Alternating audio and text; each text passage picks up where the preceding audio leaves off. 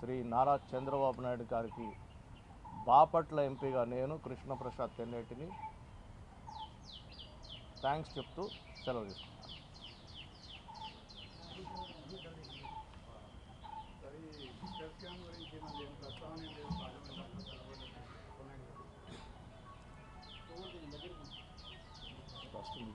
అందరికీ నమస్కారం. ఈరోజు ఆంధ్రప్రదేశ్ అభివృద్ధి గత పాలకులు 5 ఏళ్ళ నిర్లక్ష్యంతో ఎంత అట్టడుగుపోయిందో ఈ 9 మాసాల్లో గౌరవ ముఖ్యమంత్రి చంద్రబాబు నాయుడు గారి చొరవతో వారి కృషితో ఈరోజు ఆంధ్రప్రదేశ్ అభివృద్ధి ఒక స్ట్రాంగ్ మెసేజ్ ఆంధ్రప్రదేశ్కి చాలా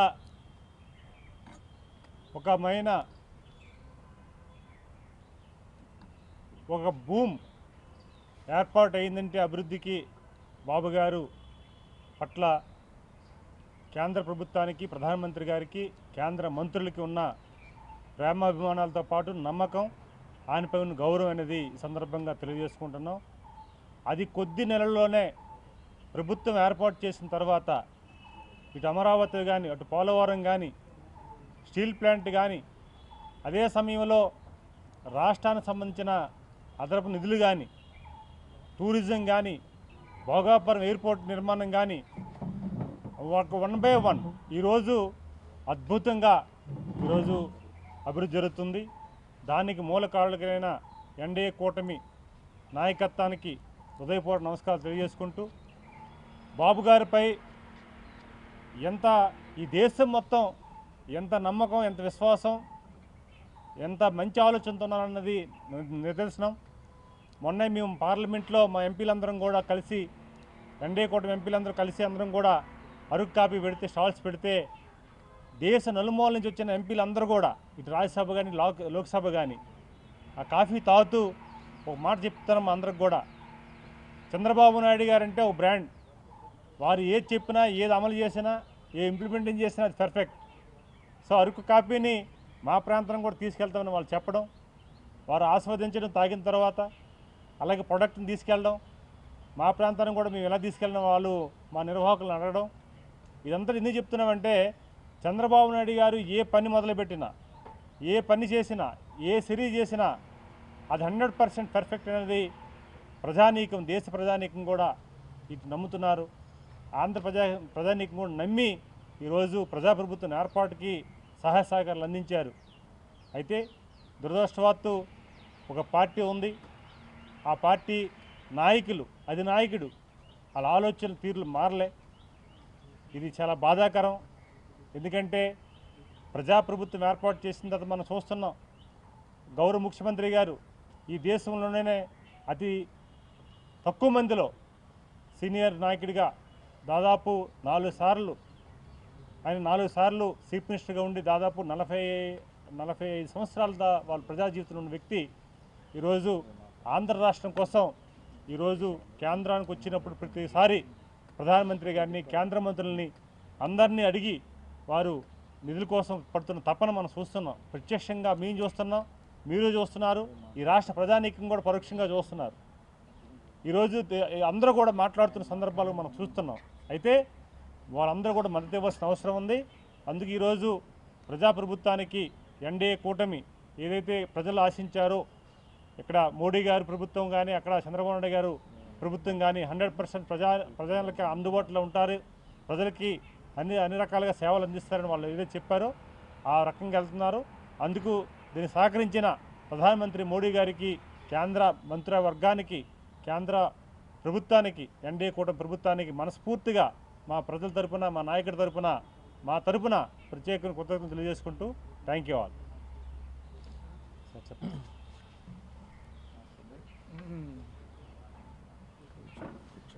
వచ్చేస్తుంది.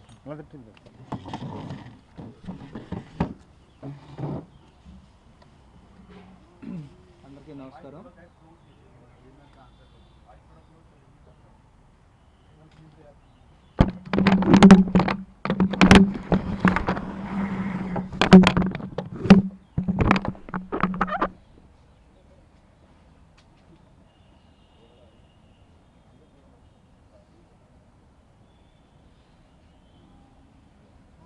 అందరికీ నమస్కారం.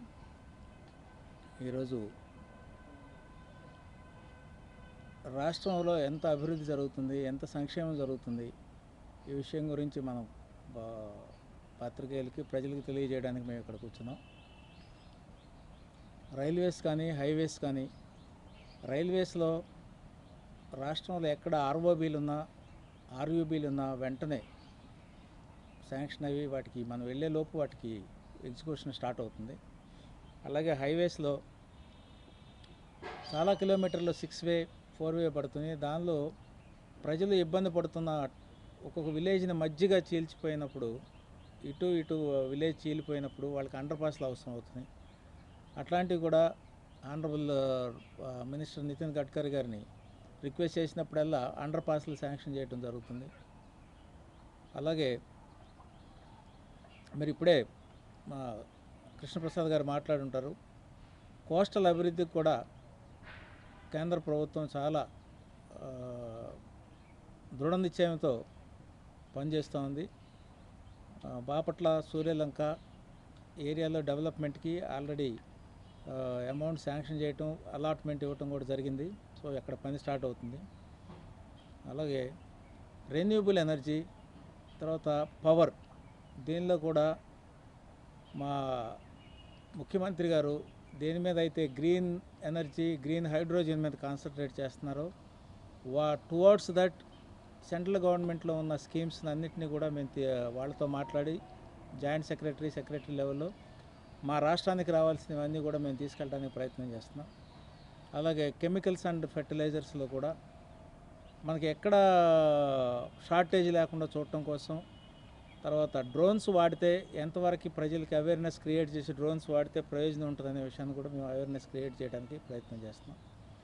సో గౌరవనీయ ముఖ్యమంత్రి గారు ఏ అయితే ఎయిమ్స్తో టెక్నాలజీతో అభివృద్ధి చేద్దాం, అట్లాగే సంక్షేమాన్ని మర్చిపోకుండా రెండు, సంక్షేమము అభివృద్ధి ఒకే సమాంతరంగా తీసుకెళ్దామని ఎట్లయితే ఉంటున్నామో మేము కూడా టువర్డ్స్ దట్ ప్రయత్నం చేస్తున్నాం. సెంట్రల్ గవర్నమెంట్ ఏ స్కీములు ఉన్నా, ఏ పెట్టుబడి లేకపోతే ఇన్వెస్ట్మెంట్ ఉన్నా, లేకపోతే అలాట్మెంట్ ఉన్నా, సబ్సిడీస్ ఉన్నా, వాటిని అన్నిటి కూడా రాష్ట్రానికి రావడానికి అందరూ ఇక్కడ ప్రయత్నాలు చేస్తాం. Thank you.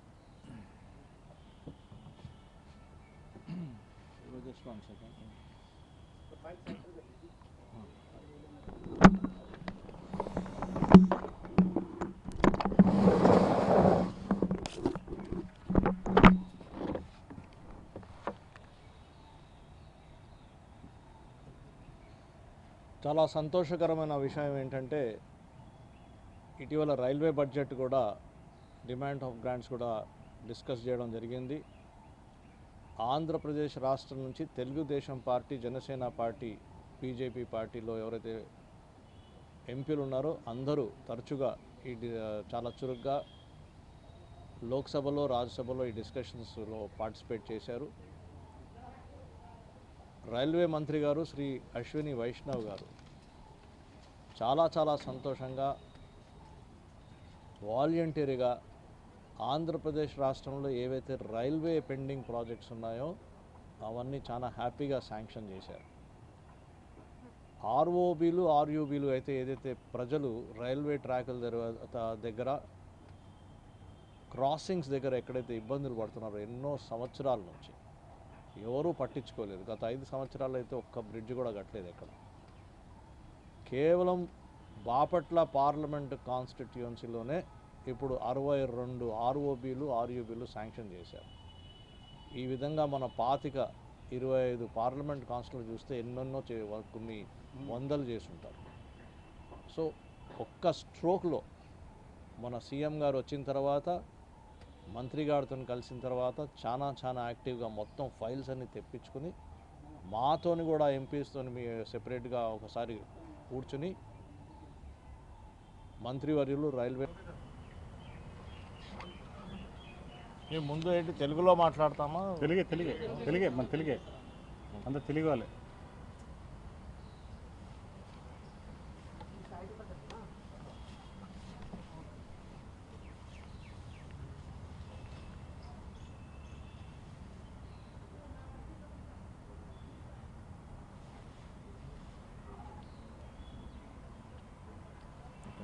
Ready action. అందరికీ నమస్కారం అండి. ఈరోజు చాలా సంతోషంగా ఉంది. ఢిల్లీలో పార్లమెంట్ సమావేశాలు జరుగుతూ ఉండగా నిన్న భారత సర్కారులో టూరిజం మంత్రి గారు శ్రీ గజేంద్ర సింగ్ షెకావత్ గారు ఆంధ్రప్రదేశ్ రాష్ట్రానికి పర్యాటక శాఖకు చెందిన టూరిజం ఇండస్ట్రీకి 97.52 కోట్ల రూపాయలు ఫండ్ని అనౌన్స్ చేయడం జరిగింది.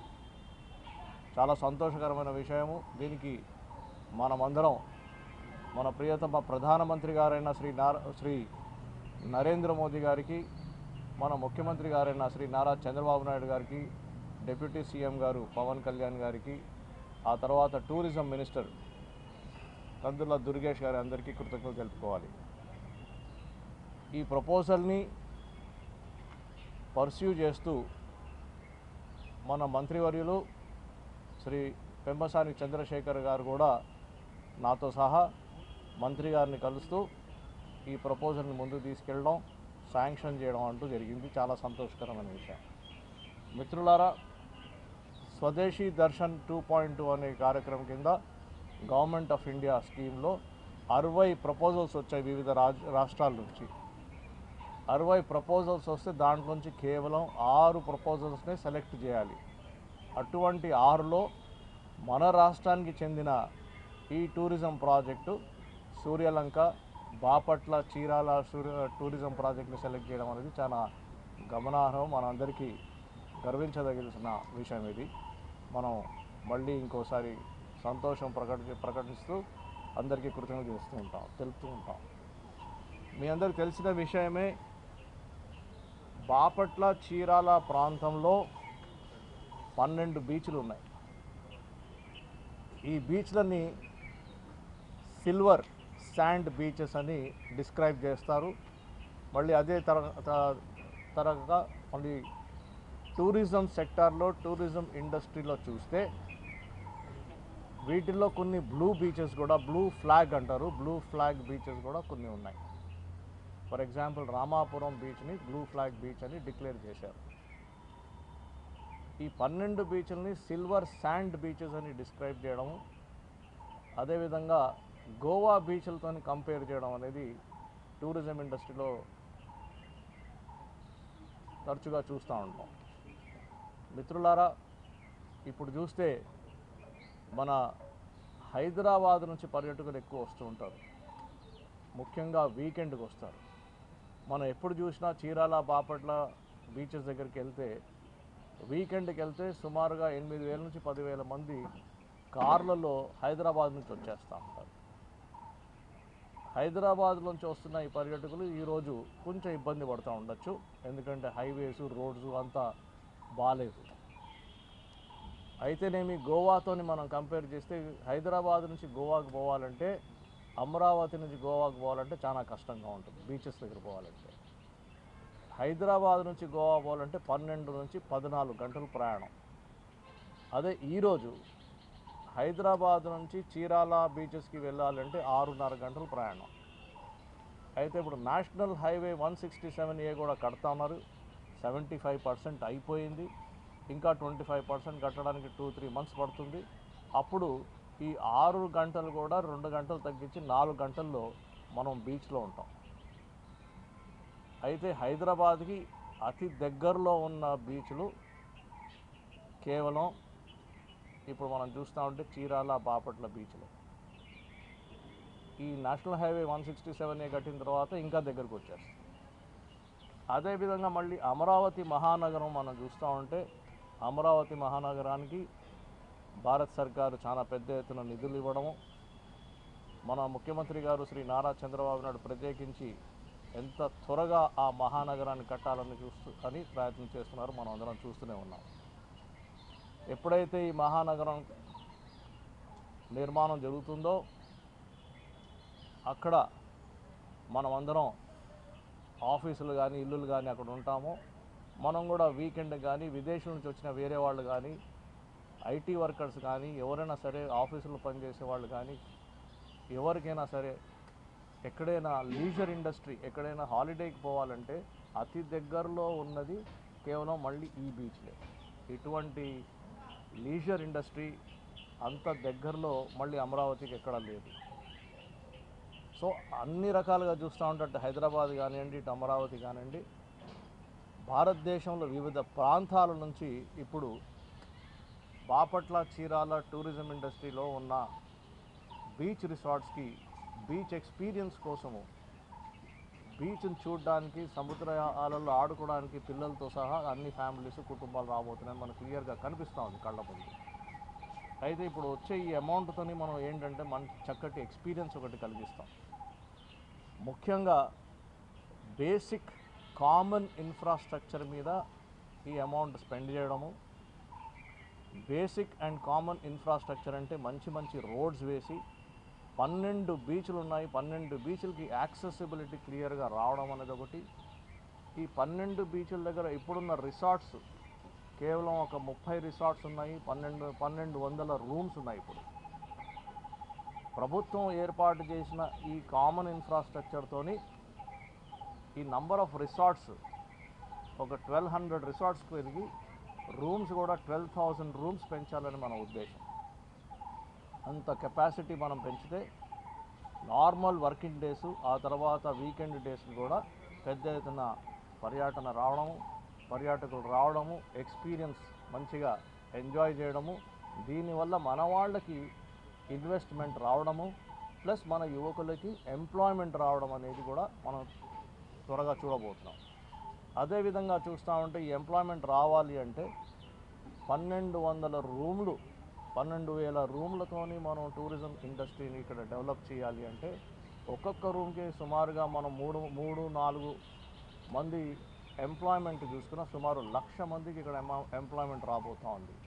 మరి 1,00,000 మందికి ఎంప్లాయ్మెంట్ వచ్చేటప్పుడు మళ్ళీ వాళ్ళకి ట్రైనింగ్ కూడా అవసరం ఉంటుంది, స్కిల్ అప్గ్రేడేషన్, స్కిల్ డెవలప్మెంట్ కూడా అవసరం ఉంటుంది. ఆ చర్యలు కూడా చేపడతాము.